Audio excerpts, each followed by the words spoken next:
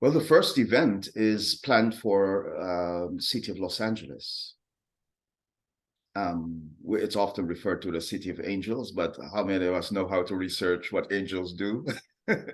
I don't know if that is consistent with their practice. It's consistent with mine. It's consistent with my understanding that between human beings, other beings exist. Other beings support the assumptions we make about who we think others are or how we feel them to be. Where does that energy come from? Whose energy is it that makes us understand another person's gestures of communication? How do we facilitate that communication in which love could ultimately be experienced as the will forces of other intelligences that support us realizing that there's not an empty space between two or more human beings, but an energetics, a vibrancy that could become intelligible and creative. So I know that to be Los Angeles. I know that to be many other places. But what is the practice to become conscious of it? And in what ways can we support the spiritual ecology of this city to reach a higher vibrancy?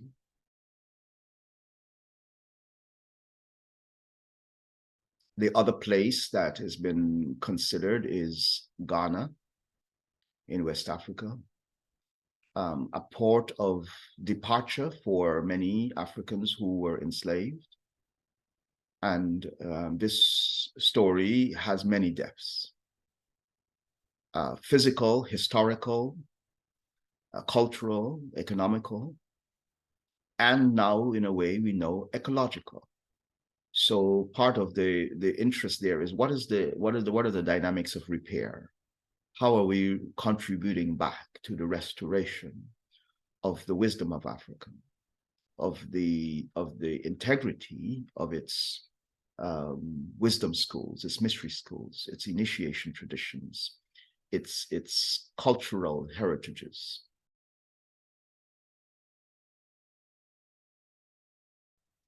And the third invitation is towards Bahia in Brazil. And this represents now the diaspora of this African journey through the Middle Passage into a larger context of encounters with places and powers of realities. So those are the three cornerstones of the imagination so far. The story is for me now is to be remembered. The first part of it.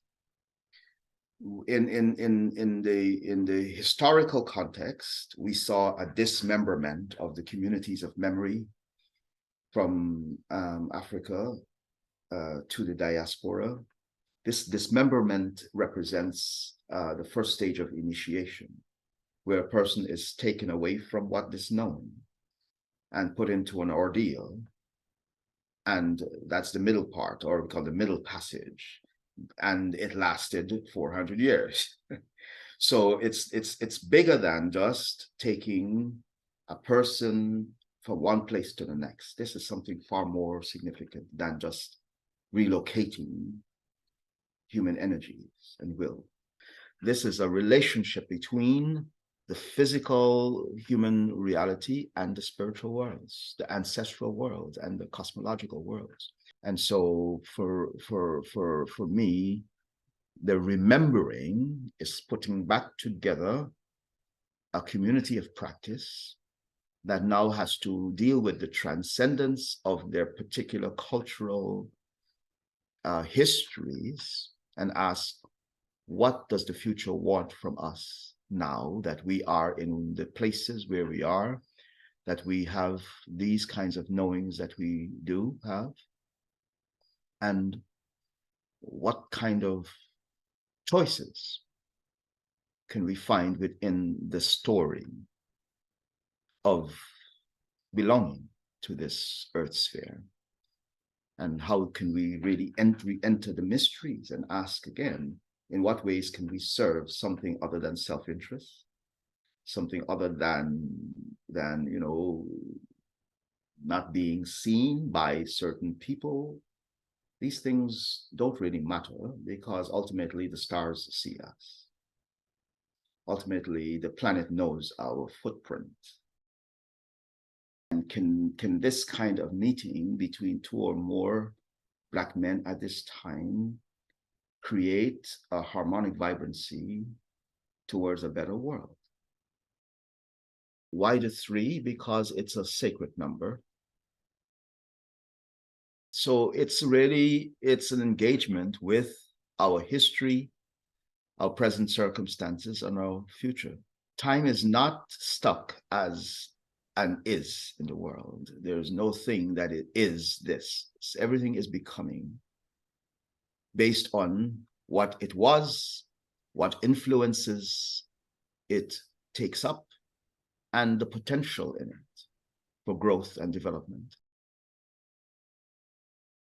Why I do anything is because consciousness can change ourselves and it can change the world. So we should engage with it.